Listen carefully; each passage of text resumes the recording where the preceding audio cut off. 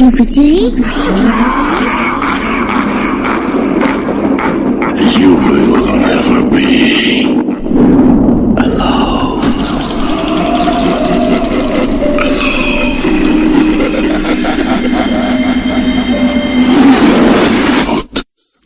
.com. The fear returns with Russell.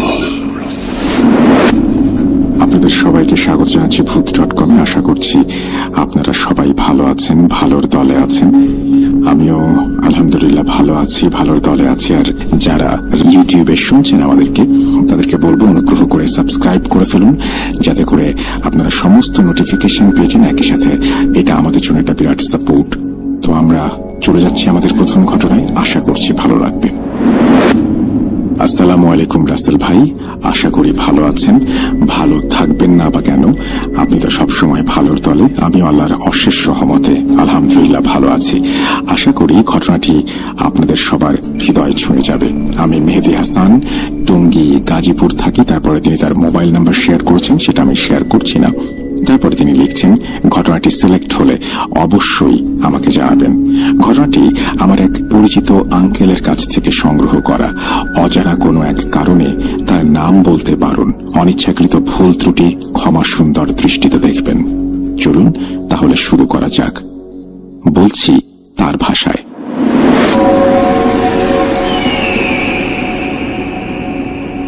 সে রাতে আমি ঘুমোতে পারিনি। মনের মধ্যে অদ্ভুত এক কৌতূহল, এক অজানা আকর্ষণ টানছিল আমাকে সেই পুরনো কুটিরের দিকে, যেখানে কেউ যেতে চায় না। গ্রামের এক কোণে নির্জন এক জায়গায় দাঁড়িয়ে আছে কুটিরটি। কত বছর আগে তৈরি হয়েছিল কেউ জানে না। অনেকে বলে ওটা আসলে এক সময় কোনো ধনী জমিদারদের শিকার কুঠি ছিল। আবার কেউ বলে এটা ছিল এক সাধুর আশ্রম, সেখানে সে তপস্যা করত। কিন্তু সময়ের সঙ্গে সঙ্গে কুটিরটি ভেঙে পড়ে যেতে থাকে, আর ধীরে ধীরে এক ভয়ানক কাহিনীর জন্ম হয়। কুটিরের দেয়ালগুলো ভাঙাচোরা, ফাটল ধরা কাঠের খুঁটিগুলো যেন এক একটা সময়ের সাক্ষী হয়ে দাঁড়িয়ে আছে। লতাগুল্মে ছেয়ে গেছে চারপাশ, আর জানালাগুলো ভাঙা। মাঝে মধ্যে বাতাসে জানলার পাল্লাগুলো এমন ভাবে নড়ে ওঠে যেন কেউ ভেতর থেকে ঠেলে দিচ্ছে।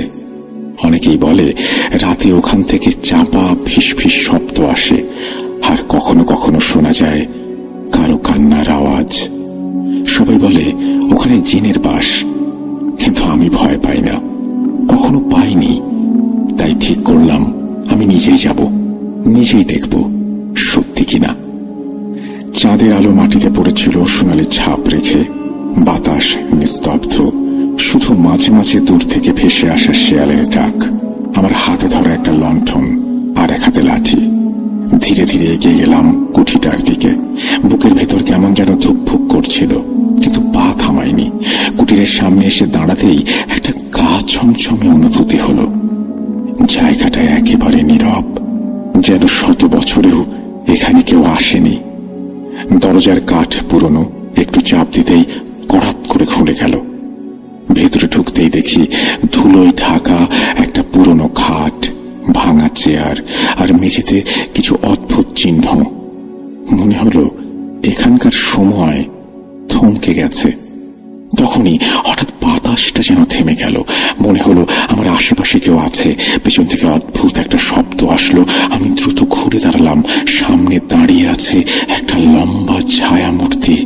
তার চোখ দুটো দুধ সাদা, মুখে এক অস্বাভাবিক হাসি।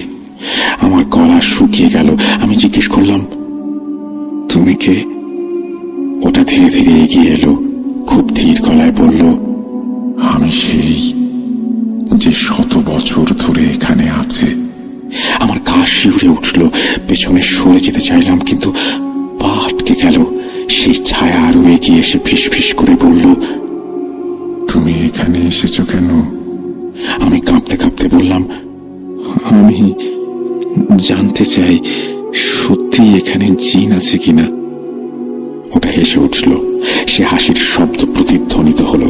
তারপর বলল, তুমি যা চেয়েছ তাই পাবে।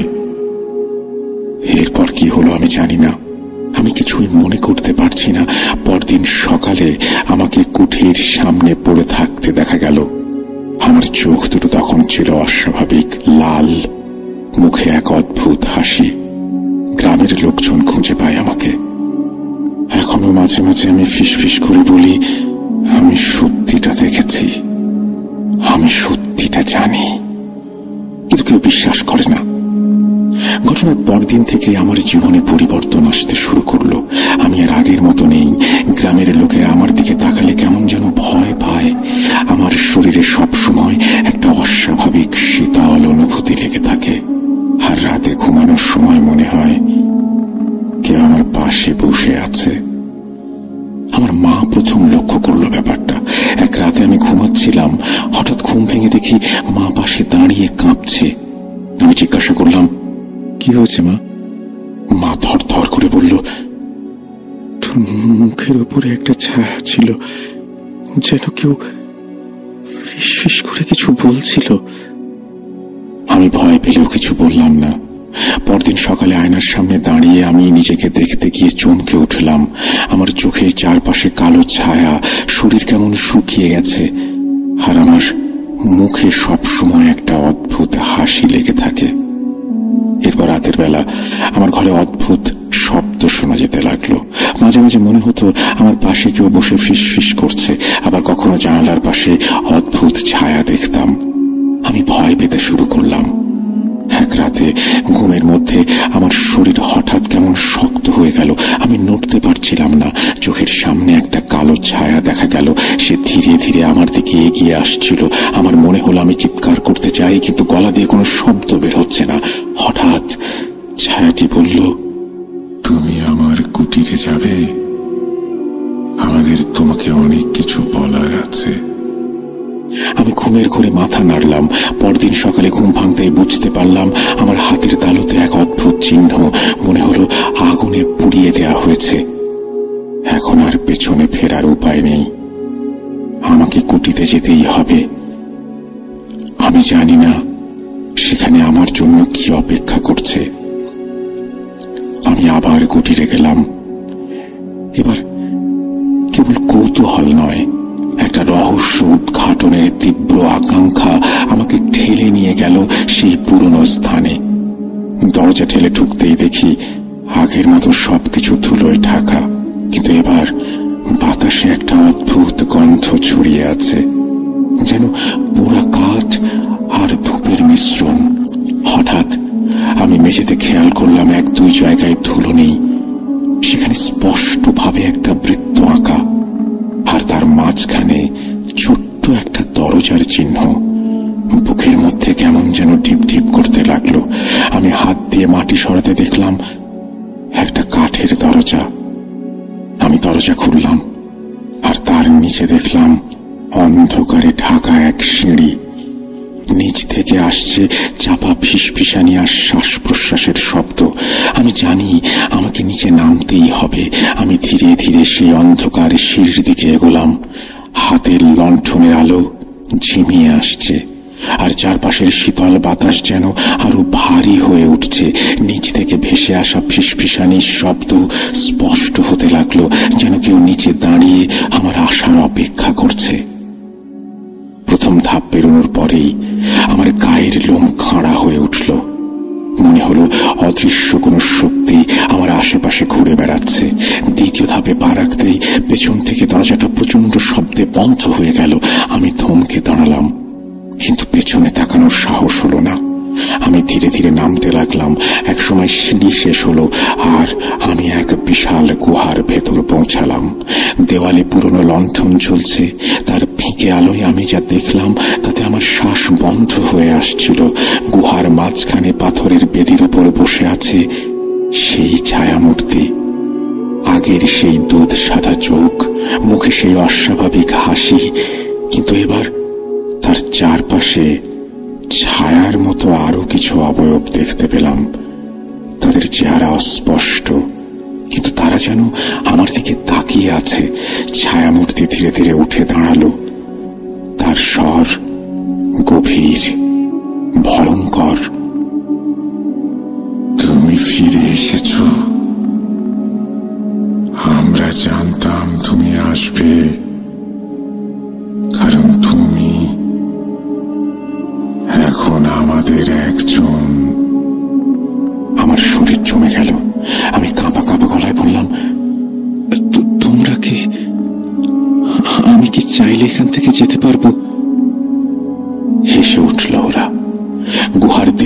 হঠাৎ সেই হাসির প্রতিধ্বনি ঘুরে বেড়ালো।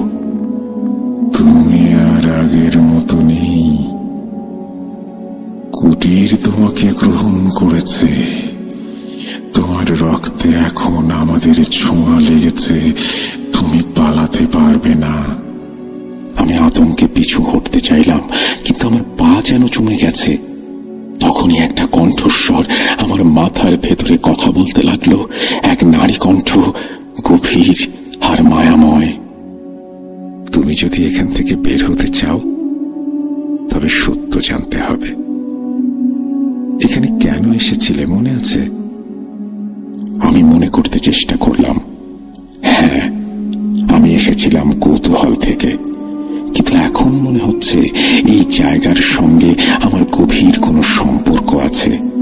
নারী কণ্ঠ বলল, এই কুটির একসময় আমার ছিল। আমি এক অভিশপ্ত সাধককে আশ্রয় দিয়েছিলাম। সে অন্ধকার শক্তির সাধনা করত। এক রাতে সে নিজেকে অমর করার জন্য এক ভয়ানক আচার শুরু করে। আমি তাকে বাধা দিতে চাই, কিন্তু সে আমাকে হত্যা করে এই কুটিরে বেঁধে রাখে। সেই রাত থেকে আমি এখানেই আছি, অন্ধকারের মাঝে। আমি শ্বাস আটকে শুনছিলাম। নারী কণ্ঠ আবার বলল, তুমি মুক্ত হতে চাও? তবে আমাকে মুক্ত করো। আমি জিজ্ঞাসা করলাম, কিভাবে? নারী কণ্ঠ বলল, বেদির উপর রাখা লাল পাথরটা দেখেছ? ওটা ভেঙে দাও। আমি তাকিয়ে দেখি বেদির উপর একটা ছোট লাল পাথর রাখা। আমি দ্বিধান্বিত হলাম, কিন্তু তখনই ছায়া মূর্তিটি আমার দিকে এগিয়ে এলো। ওটা ছুবে না। কিন্তু আমি আর সময় নষ্ট করলাম না। ঝাঁপিয়ে পড়ে লাল পাথরটা হাতে নিলাম আর শক্তি দিয়ে মাটিতে ছুঁড়ে মারলাম। এক মুহূর্তের জন্য সবকিছু নিঃশব্দ হয়ে গেল। তারপর একটা বিকট চিৎকার, বাতাস কাঁপিয়ে তুলল। গুহার দেওয়ালে ছায়াগুলো মোচড়াতে লাগলো, আর সেই ছায়ামূর্তি যন্ত্রণায় কাঁতরাতে লাগলো।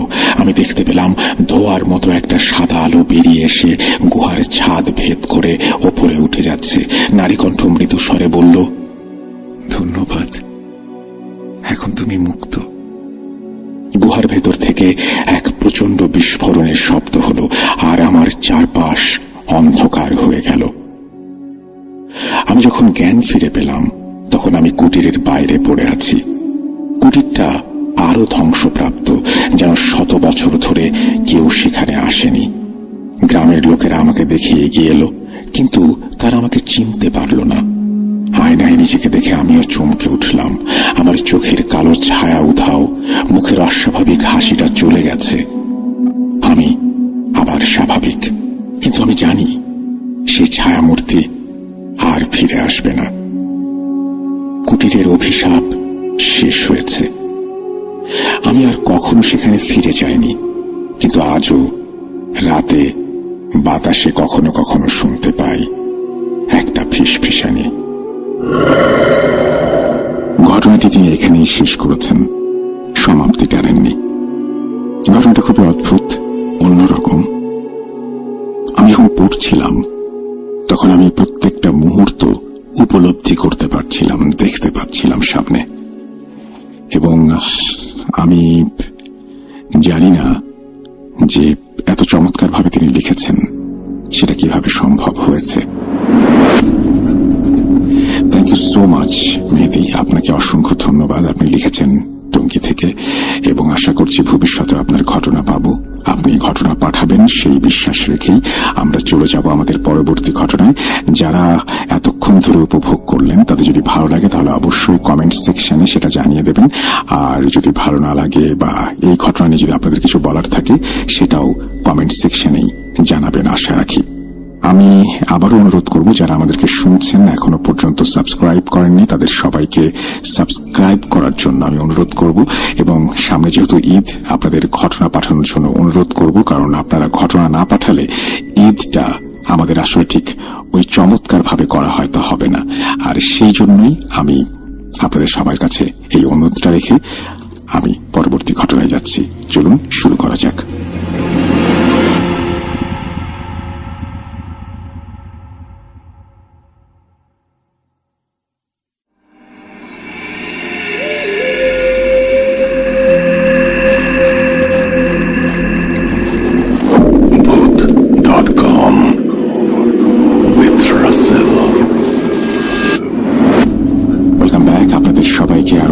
স্বাগত জানাচ্ছি আমি রাসেল। আপনারা সবাই শেষ মুহূর্তে ঘুমানোর আগে ভূত.com শুনছেন, এটা অনেক বড় পাওয়া। আশা করছি আপনারা সবাই আমাদের জন্য দোয়া করবেন এবং আমরা যেন ভালো কিছু আপনাদেরকে সবসময় উপহার দিতে পারি, সেই জন্য আমরাও চেষ্টা করে যাচ্ছি, চেষ্টা করে যাব ইনশাল্লাহ। আমরা চলে যাচ্ছি আমাদের পরবর্তী ঘটনায়। যেভাবে লেখা আছে আমি সেভাবেই শুরু করছি। আসসালামু আলাইকুম রাসেল ভাই, কেমন আছেন? জিজ্ঞাসা করলাম না, কারণ আপনি সর্বদাই ভালোর দলে। আমার নাম মাশরাফি মিরান শান্ত। আমার বাড়ি কুড়িগ্রাম জেলার বলদিয়া ইউনিয়নের কোন একটি গ্রামে। বর্তমানে আমি 10ম শ্রেণীর একজন ছাত্র। যে ঘটনাটা বলতে চলেছি সেটি আমার নিজের জীবনে ঘটে যাওয়া অদ্ভুত এক ঘটনা। ভূত.com পাঠানো এটি আমার প্রথম ইমেল। স্টুডিওতে যাওয়া সম্ভব হবে না বিধায় আমি লিখে পাঠালাম। ভালো লাগলে অবশ্যই পড়ে শোনাবেন, আর না পড়লেও কোনো আক্ষেপ থাকবে না, কিন্তু সত্যটা চাপা পড়ে যাবে। দিনটা ছিল গত বছরের মে মাসের 12 তারিখ, বৃহস্পতিবার। গ্রাম্য এক ক্রিকেট টুর্নামেন্ট থাকায় সেই টুর্নামেন্ট খেলতে চলে গিয়েছিলাম পাশের এক গ্রামে। আপনারা দয়া করে কেউ বৃহস্পতিবার গত বছর মে মাসের 12 তারিখ এটা মেলাতে যাবেন না। আমাদের এখানে অনেক ঘটনায় আসে যেগুলো হয়তো 1 বছর বা 2 বছরের পুরনো, সুতরাং সেই হিসেবে ক্যালেন্ডারের পাতা মেলাতে গেলে সমস্যা। যাই হোক, আমি আবারও পড়ছি। সন্ধ্যার দিকে খেলা শেষ করে রওনা হতে হতে প্রায় 7:30 মতো বেজে যায়। আমার সাথে যারা গিয়েছিল, অর্থাৎ আমার ফ্রেন্ড, ওদের সবারই বাড়ি ছিল আমার বাড়ির অনেক পেছনে, অর্থাৎ তাদের সবার বাড়ি পার করে তারপর আমার বাড়ি যেতে হবে। আমরা খেলার মাঠ থেকে রওনা দিয়েছিলাম মোট 6 জন, কিন্তু একে একে সবার বাড়ি এসে যাওয়ায় সবাই বাড়ি ফিরছিল আর আমি একা হয়ে যাচ্ছিলাম। যখন আমি আমার গ্রামের প্রবেশ মুখে, তখন আর আমার পেছনে কেউ নেই, যে যার মতো বাড়ি চলে গিয়েছে। মোবাইলটা বের করে দেখি রাত 9:10। সময়টা সামান্য মনে হলেও গ্রামের মানুষদের কাছে এটা অনেক রাত। খেলাধুলার সামগ্রীগুলো বাড়ি থেকে আনা স্কুল ব্যাগটাতে ভরে তা পেছনের কাঁধে ঝুলিয়ে এই নিস্তব্ধ রাতে একা একা হেঁটে চলছিলাম। মোবাইলের ফ্ল্যাশ লাইটটাই আমার একমাত্র সম্বল। যেহেতু আমি এই গ্রামেরই ছেলে, সেহেতু গ্রামের সকল রাস্তাঘাট ও চারপাশের সকল ঝুঁকিপূর্ণ জায়গাগুলো সম্পর্কে আমার বেশ ভালোই ধারণা ছিল।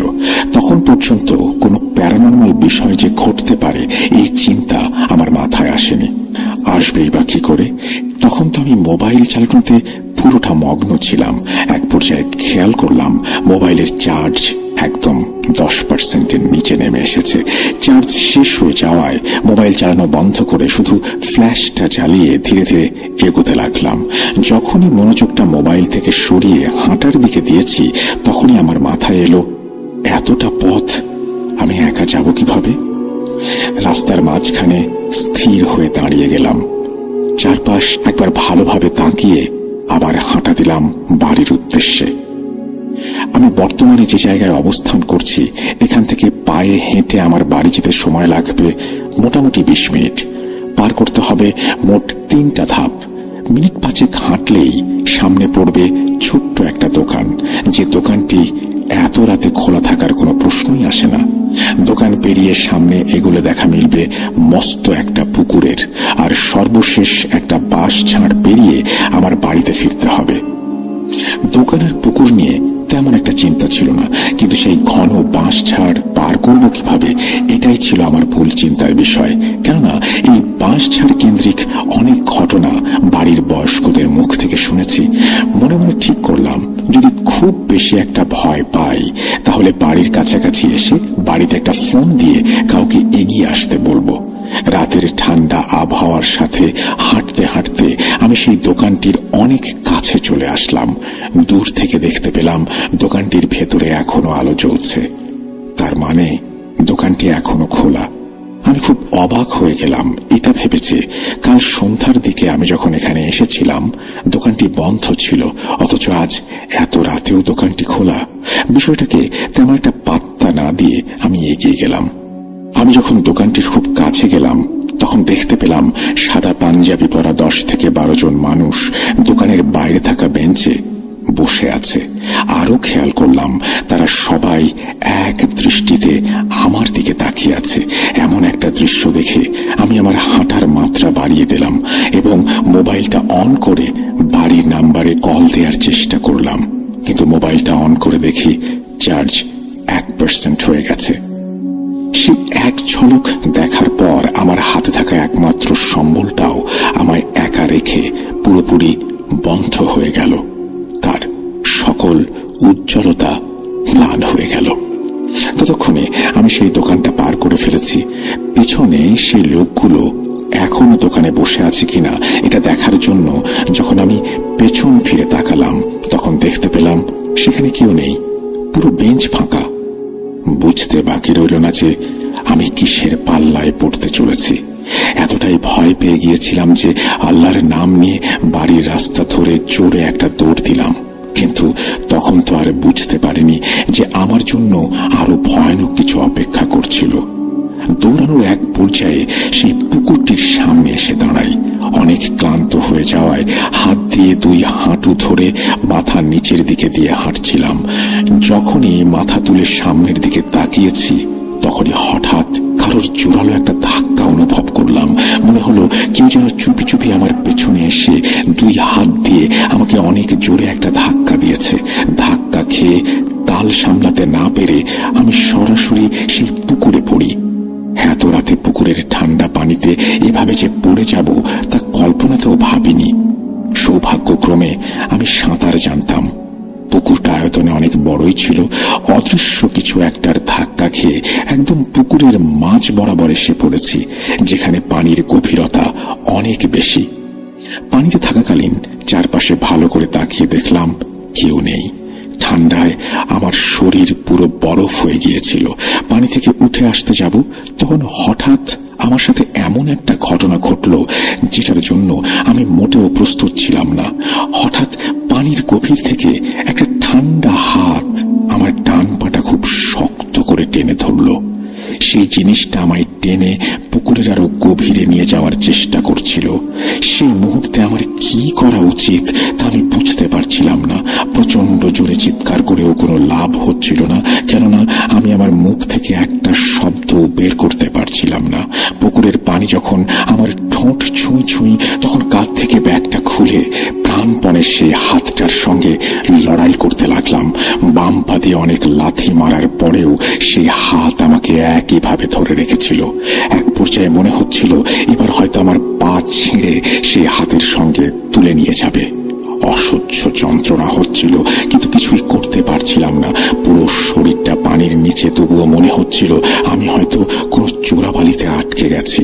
যতই ওপরে ওঠার চেষ্টা করছিলাম ততই সেই হাত আবার আমাকে নিচের দিকে টেনে নিয়ে যাচ্ছিল।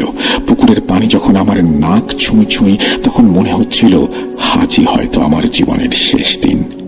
জানি না এই হাত আমায় কেন পুকুরের গভীরে নিয়ে যাওয়ার চেষ্টা করছে। যদি কোনো মানুষ তার সামনে মৃত্যুকে দেখতে পায় তাহলে সে নিজের জীবন বাঁচানোর জন্য শরীরের সর্বশক্তি দিয়ে শেষ একটা চেষ্টা করে। আমিও ঠিক সেটাই করেছিলাম।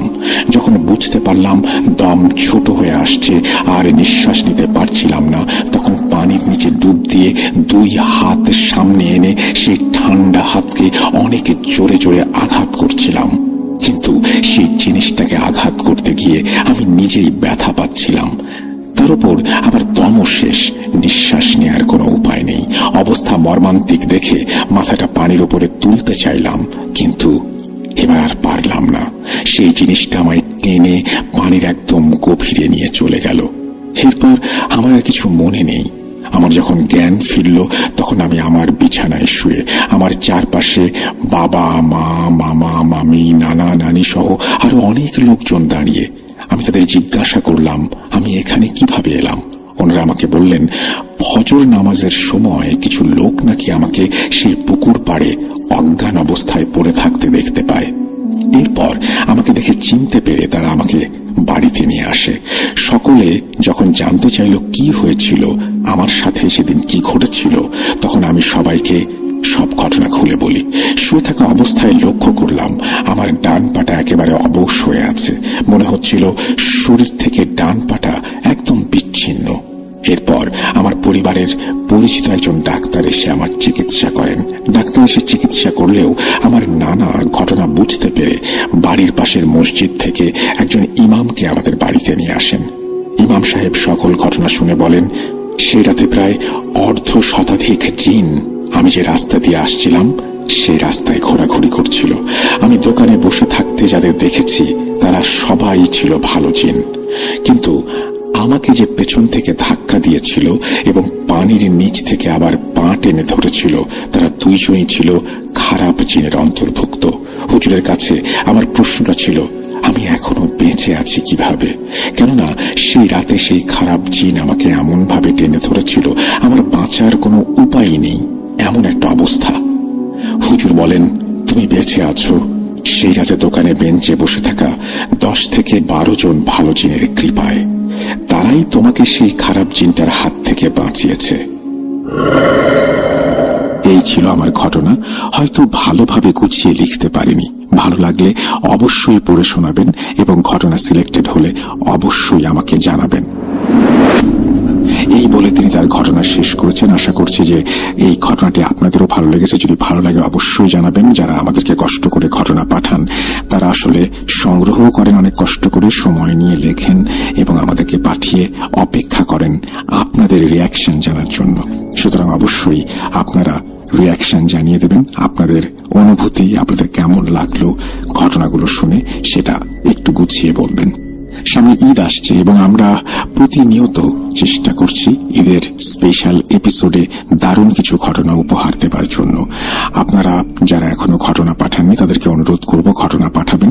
যারা লাইভে সরাসরি অংশগ্রহণ করতে চান, আপনারা অনেকেই জানেন যে আমরা প্রত্যেক বৃহস্পতিবার, শুক্রবার ইউটিউবে তো আসি। এছাড়াও আমরা প্রত্যেক মঙ্গলবার একজন অতিথিকে নিয়ে বা একাধিক অতিথিকে নিয়ে অংশগ্রহণ করার চেষ্টা করি আপনাদের সাথে এবং আপনাদেরকে ঘটনা শোনাই। সুতরাং আপনারা যদি মঙ্গলবারের জন্য আপনাদের দিনটা বরাদ্দ রাখতে পারেন এবং আপনারা যদি অংশগ্রহণ করতে পারেন আমাদের সাথে, তাহলে আরো জমজমাট হয়ে উঠবে ভূত.com। আমি এই মুহূর্তে চলে যাব সেই সমস্ত ঘটনায় যে ঘটনাগুলো হয়তো আপনারা আগে কখনো শুনেছেন বা কখনোই শুনেননি, বা ঘটনাগুলো এমন যে আপনাদের বারবার শুনতে ইচ্ছে করে। এরকম কিছু ঘটনা শোনাবো। আশা করছি ভালো লাগবে আপনাদের। যারা ইউটিউব চ্যানেলটি এখনো সাবস্ক্রাইব করেনি তাদেরকে অনুরোধ করব দয়া করে আমাদের ইউটিউব চ্যানেলটি সাবস্ক্রাইব করুন, আমাদের সাপোর্ট করুন এবং একই সাথে যদি ঘটনা ভালো লাগে অবশ্যই লাইক দিতে ভুলবেন না, কমেন্ট করতে ভুলবেন না, শেয়ার দিতে ভুলবেন না। চলুন আমরা হারিয়ে যাই আরো অন্যরকম ভয়ের রাজ্যে।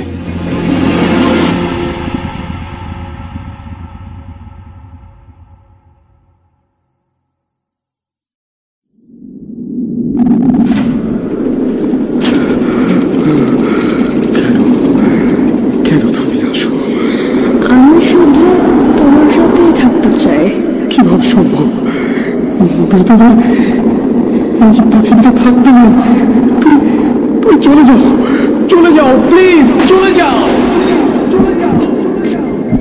সবটাই কি ইলুশন, নাকি অন্য জগতের কেউ কখনো হাজির হয়ে যায় চোখের পলকে? ভূত.com with Russell। Welcome back. আপনাদের সবাইকে স্বাগত জানাচ্ছি, আমি রাসেল। আশা করছি আপনারা সবাই ভালো আছেন, ভালোর দলে আছেন। চলুন কথা না বাড়িয়ে শুরু করা যাক। ঘটনাটি আমাদের পাঠিয়েছেন এমডি সালমান খান। যেভাবে লেখা আছে আমি সেভাবেই পড়ে শোনাচ্ছি। আসসালামু আলাইকুম রাসেল ভাই, আমার নাম আতিকুর রহমান আতিক। আমার বাসা নওগাঁ জেলা নিয়ামতপুর থানা ঘোলকুড়ি গ্রাম। আমি আমার বাবার সাথে ঘটে যাওয়া একটা বাস্তব ঘটনা শেয়ার করলাম। আপনি পড়ে শোনালে অনেক খুশি হব।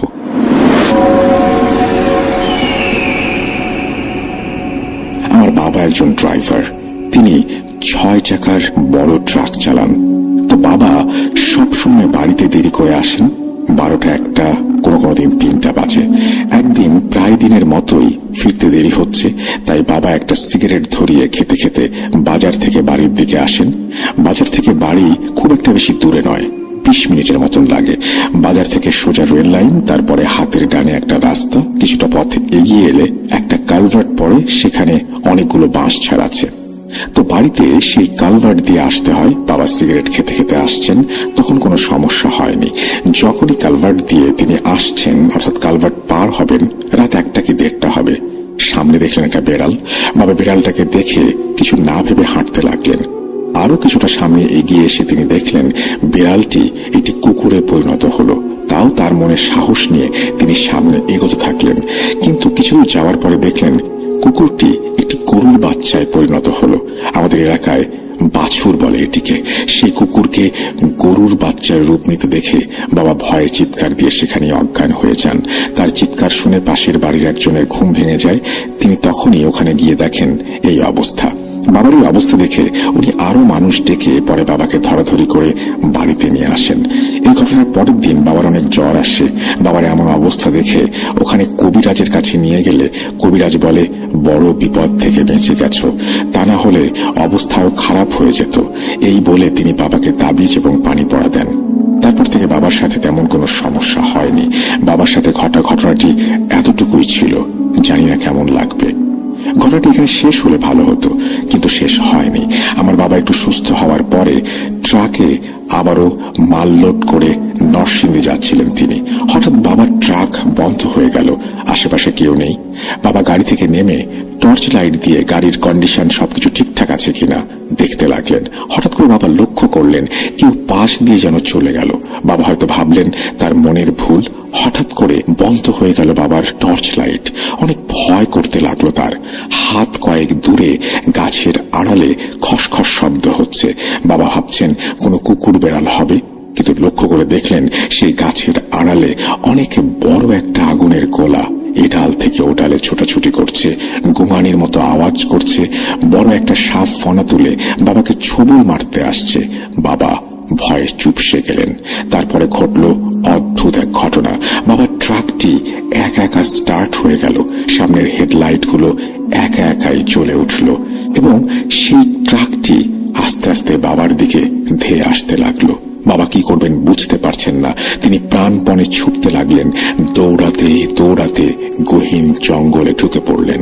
সেখানে দেখলেন অনেকগুলো মানুষের অবয়ব। এবার কিছুটা স্বস্তি পান তিনি। কাছে যেতে বাবা দেখলেন সেগুলো কোনো মানুষ না। না আছে তাদের চোখ, না আছে তাদের মুখ, কারো কোনো মাথাও নেই। বাবা এবার আরো ভয় পেয়ে যান। ওই লোকগুলো অনেক চিৎকার করছিল, বলছিল এবার তোকে আমরা শেষ করে ফেলবো। বাবা মাটিতে অজ্ঞান হয়ে যান। পরের দিন সকালবেলায় বাবার যখন জ্ঞান ফেরে তখন তিনি দেখেন তিনি একটা ভাঙা কবরের পাশে শুয়ে আছেন। শরীরে প্রচন্ড পরিমাণের জ্বর, খুব ক্লান্ত লাগছে। তারপর বাসায় জানাজানি হলে বাবাকে পাশের একটা হসপিটালে ভর্তি করানো হয়। 10 দিন হসপিটালে থেকে সুস্থ হন তিনি। এই ছিল বাবার সাথে ঘটে যাওয়া ঘটনা।